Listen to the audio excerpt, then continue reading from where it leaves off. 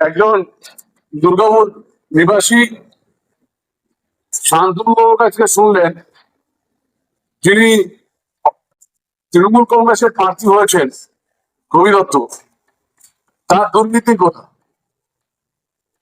যে তৃণমূল কংগ্রেসের ক্যান্ডিডেট হতে গেলে টাকা দিতে হয়, তার জন্য তৃণমূল কংগ্রেস কোন তৃণমূলের নেতৃত্বকে রাজনীতিক ভাবে এর টিকিট দেয়নি, এমএলএ প্রার্থী করেনি। আজকে তৃণমূল কংগ্রেস প্রার্থী করেছে কাকে? একজন মুখ মিষ্টি বিখ্যাত টাকার ব্যবসায়ীকে।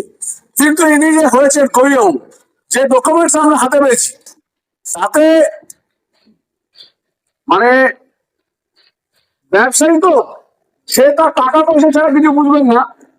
তিনি ভিডিও প্লাজা 54 লক্ষ টাকা তাকে ফাইন করেছিল, 54 লক্ষ টাকা ফাইন করেছিল, 71 লক্ষ টাকা ফাইন করা খরচ করা হয়েছিল।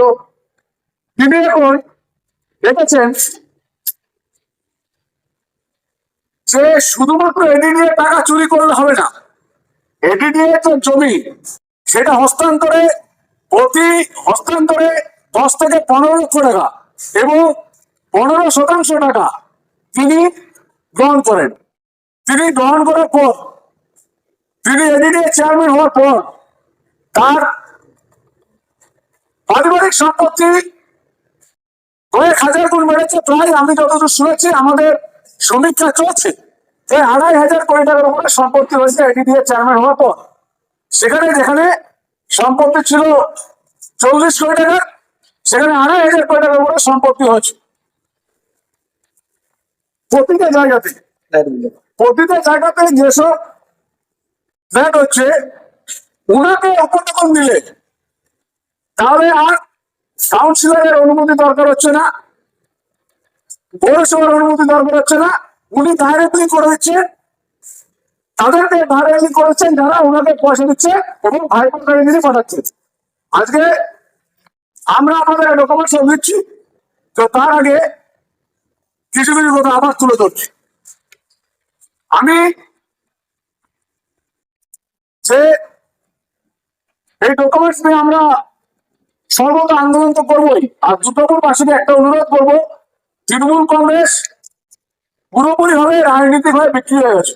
ব্যবসায়ীর সাথে একটা রাজনীতিক কর্মীর লড়াই হচ্ছে।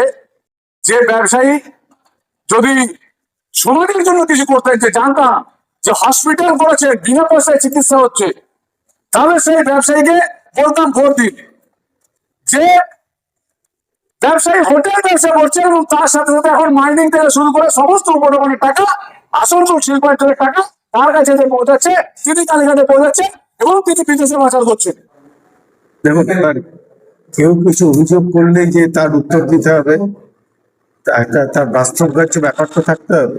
অযাচিত মানে অহেতুক এসব প্রশ্নের উত্তর দেওয়া মানে ইম্পর্টেন্স বাড়িয়ে দেওয়া।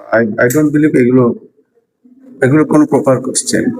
ঠিক আছে, এটা আমার নিজের ব্যক্তিগতভাবে বলছি, আর খুব সত্যি কথাই বলছি, আপনারা আমাকে খুব ভালো করে চেনেন। এইসবের জন্য এরকম ব্যাপার একটার মধ্যে না আমি ঠিক খুব একটা হ্যাবিচুয়েটেড নই, এবং তবে আমার এসব দেখে মনে হচ্ছে যেন আমি ঠিক পথে চলছি। নইলে এত আক্রমণ কেন? কোথাও তো কারো কোনো ইয়েতে আক্রমণ নেই, আমাকে আক্রমণ এইভাবে যদি করা হচ্ছে, তার মানে মনে হচ্ছে গড গ্রেস আমি ঠিক পথে চলছি। ব্যাস, বাকিটা ভগবানের আশীর্বাদ, আপনাদের আশীর্বাদ, ভালোবাসা। আপনারা কি কোনো অভিযোগ বা মানে যেভাবে অভিযোগটা এসছে, কোথাও 700 কোটি টাকা আপনি পাশে পাঠাচ্ছে, 40 কোটি টাকা থেকে 2,500 কোটি টাকা করেছে, রাজভঙ্গের দায়িত্ব পেয়েছে ফান্ডিং করার। শোনো, আপনাকে বললাম না, চিলে কান নিয়ে গেল বললে যে চিলের পেছনে দৌড়াতে হবে এরকম লোক আমি নই। আপনারাও আমাকে জানেন, দুর্গাপুরের লোক সবাই আমাকে জানে। তো এইসব কথা বলে মানে নিজেদেরকে বিব্রত করছে, আমাকে বিব্রত করছে না। কারণ যারা শুনছে এটা তারাই উত্তরটা দেবে।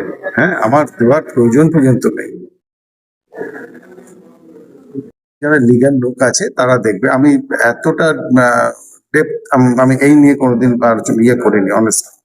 এটা কি ভেবেছিলেন যে এইরকম আক্রমণ আপনাকে সইতে হবে বা আপনার বিরুদ্ধে করবে? না, এগুলো কি জানেন তো, এগুলো হচ্ছে ব্যাপার, হচ্ছে এগুলো হচ্ছে আমি একটাই শুধু তাদেরকে বলবো যে দেখুন, ভোট তো আর 30 দিন, 25 দিন, 20 দিন, তারপরেও তো পথ চলতে কোথাও না কোথাও দেখা হবে। সম্পর্ক তো মানে ভদ্রতা, সামাজিকতা, এগুলো তো থাকবেই। এইসব কথা তখন মুখ দেখানো যাবে তো নিজেদের মধ্যে, বা অস্বস্তি লাগবে না তো? এটা আমারও কোশ্চেন। সৌমিত্র আমি তো এরকম কোশ্চেন করলে আমার নিজের অস্বস্তি লাগবে। আপনি অলরেডি একটা